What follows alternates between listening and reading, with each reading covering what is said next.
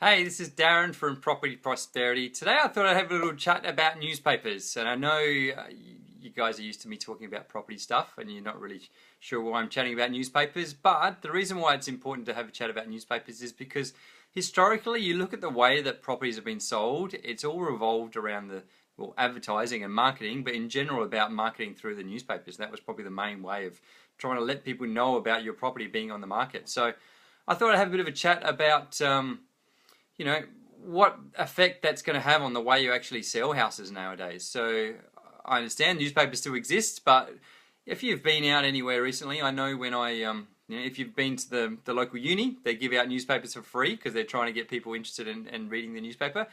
If for me, when I go to the local footy on the way out of the football, they give you a free newspaper. It seems like everywhere I go, they're giving away a free newspaper, and obviously, newspapers aren't free and they don't work off that model. They're going off a model they can try and sell it to you. So, and the crazy thing is, when you see people handing out free newspapers, people are saying they don't want one.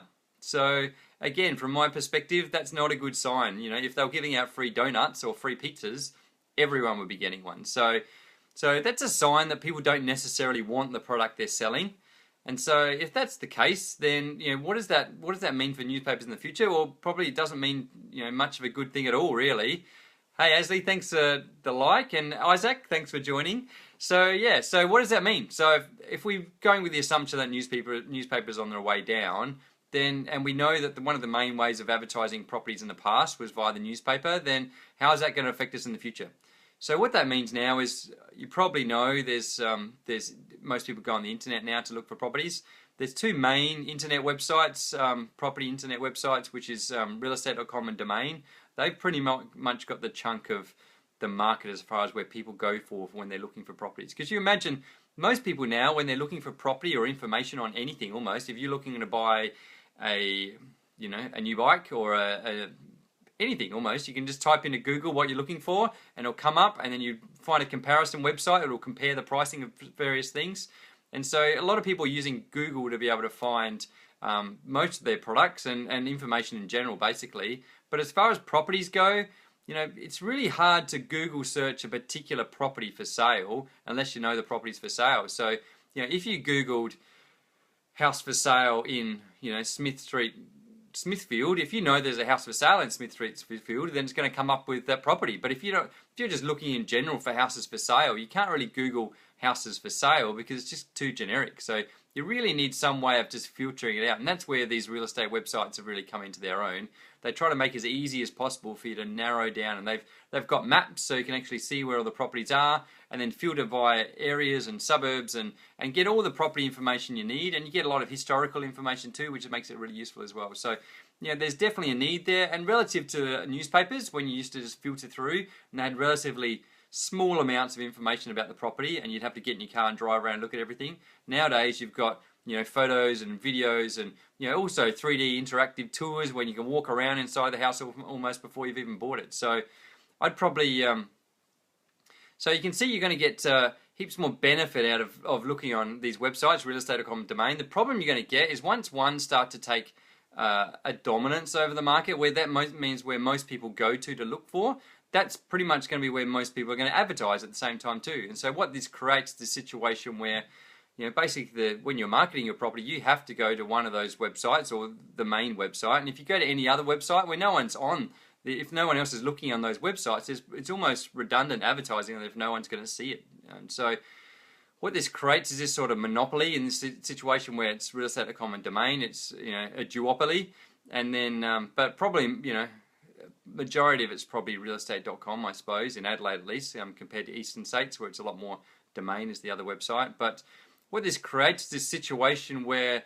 because they've got this monopoly or duopoly on the market, they can essentially charge whatever they want to charge to market because they've got the people there looking for the properties. And although relative to a newspaper, where there's a physical cost of printing newspapers, sending out, distributing, there's this actual physical cost. Once you've created one website, for you to add a second property or a third property or fourth property or 100,000 properties, it's pretty much the same cost. It's not really costing them that much more money. Obviously, they spend a bit of time improving their product so that then the competitors can't take over what they do. But essentially it's almost, once they've created the product and they've got the people looking on their website, then they can charge whatever they want. And then from then on, they can actually charge people a premium to be on top of other properties. And then if people are willing to pay money to be on top of, at a higher level than the other property, they'll charge more people. And so you get this situation where people are spending thousands and thousands of dollars to advertise on a website, when essentially it costs the same price whether you put a small advert than a big advert. And so creates this situation. And likewise, also the way we look for properties has changed quite a lot now as well, is the fact that we quite often look by just suburbs, and so we're looking at particular suburbs. And so if it's outside of that suburb, there's a chance we might miss that particular property.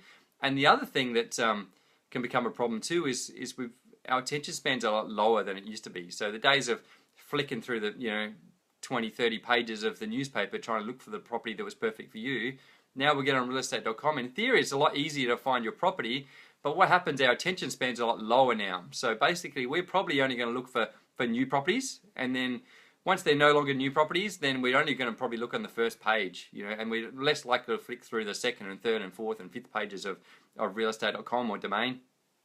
How that's changed the process now is, if we know a property's been on the market for quite a while, we know they're going to be on the third or fourth or 25th page of realestate.com. So firstly, we're going to disregard it. Or secondly, if we do pay attention to these properties that are on the 30th page of realestate.com, they've been on the market for a long time. Then you can negotiate really well with the agent to try and get the best possible price, because it's giving you a history behind the property. Also, you can go onto property websites, property information websites that will tell you when it went on the market, what price it was advertised at initially, what price it was revised down to. So you can get so much more information now. So the buyer is so much more informed than they were before. And this has changed the way you actually have to try and sell houses now. The way you have to sell houses now, you have to be a lot more strategic about it. You have to understand the system and how things are different than they were at the old days, and how now you have to really hit the property hard and get as many people there as quickly as possible to your opens, but then getting offers straight away, because you don't want the situation where you're third and fourth and fifth page of realestate.com, because you almost don't exist anymore.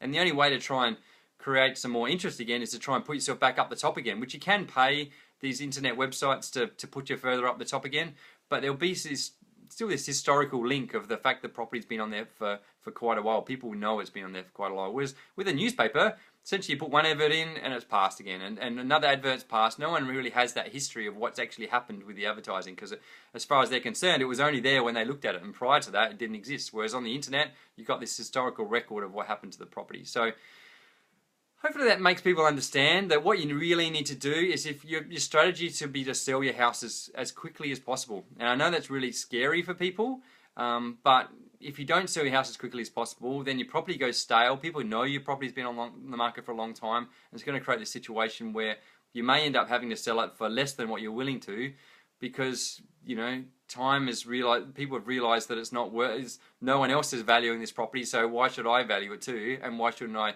pay a lot less than what you're asking for, because I know you've got no one else looking for it? So the key, I think, is to make sure when you're trying to sell your property is to sell it really quickly, and have a really good strategy on how you're going to sell it quickly. I'm not necessarily selling it cheap. I'm just saying making sure you've got a strategy is going to get the most amount of buyers there in the shortest amount of time, getting the most amount of offers, and making sure you're going to make a decision very quickly on whether that's the best offer for you. So hopefully that's made sense. If you're out talking to an agent, you want some, you should really be asking them, how am I going to sell it as quickly as possible, and how am I going to sell it for the highest possible price? And they should give you a clear plan, a clear strategy on how they're going to do that. If they don't, then I'd definitely be concerned. I'd be chatting to another agent that hopefully gives you some better advice. So hopefully that's made sense. Hopefully you see how the world of newspapers is affecting the sale of your property, and hopefully you have a plan now how you're going to overcome that, the way things have changed. So thanks for chatting tonight, and I look forward to talking again next time. If you've liked what I had to say, then click on the like button. If you haven't liked it, still click on the like button anyway, because I really appreciate it.